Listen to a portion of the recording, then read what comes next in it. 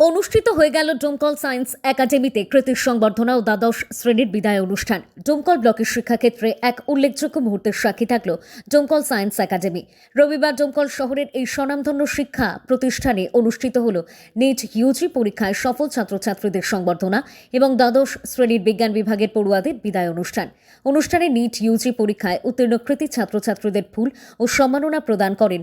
তাদের ভবিষ্যৎ জীবনের জন্য শুভকামনাও জানানো হয়। উপস্থিত শিক্ষকবৃন্দ ও বিশিষ্ট অতিথিরা তাদের সাফল্যের প্রশংসা করেন এবং আগামী দিনে আরও নিষ্ঠা ও অধ্যবসায়ের সঙ্গে এগিয়ে যাওয়ার আহ্বান জানান। একই সঙ্গে দ্বাদশ শ্রেণীর বিজ্ঞান বিভাগের ছাত্রছাত্রীদের জন্য আয়োজন করা হয় এক আবেগঘন ফেয়ারওয়েল সেরিমনি। শিক্ষক, শিক্ষার্থী ও অভিভাবকদের উপস্থিতিতে অনুষ্ঠানের পরিবেশ হয়ে ওঠে স্মরণীয়। শিক্ষকরা তাদের বক্তব্যে শিক্ষার্থীদের জীবনের আগামী অধ্যায়ের জন্য দিক নির্দেশনা দেন এবং সাফল্যের জন্য শুভকামনা জানান।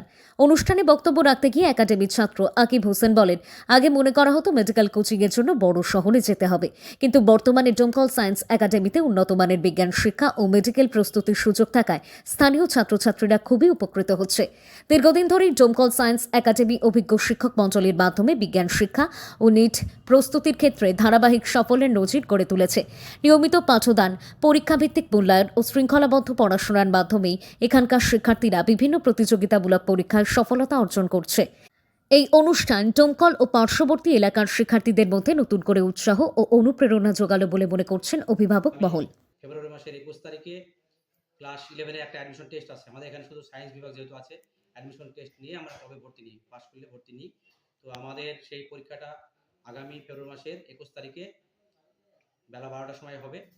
আমাদের এই অফিস থেকে ফর্ম পাওয়া যাবে, এখানে যোগাযোগ করবেন যারা ইচ্ছুক। এখান থেকে ফর্ম টর্ম নিয়ে জমা করে পরীক্ষা বসতে হবে। পাস করলে এখানে ভর্তি হওয়ার সুযোগ সুবিধা আছে।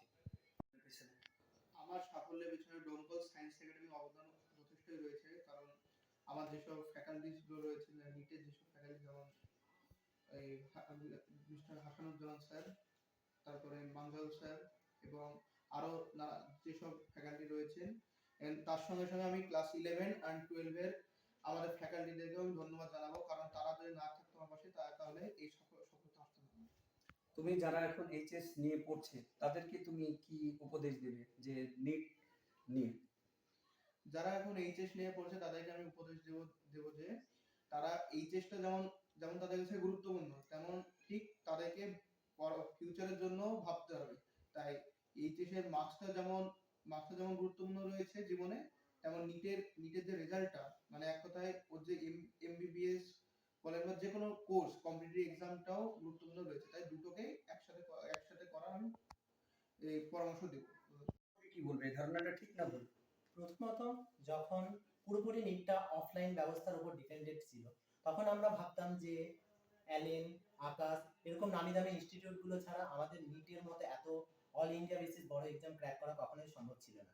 আমাদের ক্ষেত্রে অনেকেরই ধারণা ছিল যে রাজস্থানের কোটা বা এর থেকে যদি কম মানেরও হয়, অন্তত কলকাতা পর্যন্ত গেলেই আমাদের নিটটা ক্র্যাক করা সম্ভব ছিল। কিন্তু আমি এখন এই পরিস্থিতিতে এসে দাঁড়িয়ে বলছি যে যে কোনো জায়গায় যে কোনো পরিস্থিতিতেই নিট ক্র্যাক করা তোমার সম্ভব, যদি সঠিক গাইডেন্স এবং সঠিক গুরুজন, সঠিক টিচার আর নিজের যদি ইচ্ছাটা বেশি থাকে। কারণ ইচ্ছার জোর সব থেকে বেশি, আর তার সঙ্গে দরকার সাপোর্টিভ কিছু মানুষজন যারা তোমাকে সবসময় সাপোর্টিভ করবে। আর এখানকার যে আমি ইনস্টিটিউটের কথা বলি, এখানে সবকিছুই অনস্বীকার্য। এখানকার যে টিচাররা মূলত আমাদের প্রচুরই গাইড করে। এরা আমাদের হচ্ছে ঘুম থেকে ওঠানো থেকে শুরু করে পড়াশোনার শিডিউল, খাবারের ব্যবস্থাপনা সবকিছুই অত্যন্ত আদরের সঙ্গে যত্ন সহকারে সেবা করে। এরা কখনো আমাদের এরকম ভুল কিছু ধারণা দেয় না যাতে আমরা তার উপর অভিমান করে থাকি। এরা আমাদের অনেক আদরের সঙ্গে এবং শাসনের সঙ্গে অনেকভাবে চেষ্টা করে এই পরিস্থিতিতে আমাদেরকে নিয়ে এসেছে। তো আমার মানে মূল বক্তব্য এটাই যে যে কোনো জায়গা থেকে নিট ক্র্যাক করা সম্ভব, যদি তোমার ইচ্ছা শক্তি থাকে আর সঠিক মানুষজন তোমার পাশে থাকে।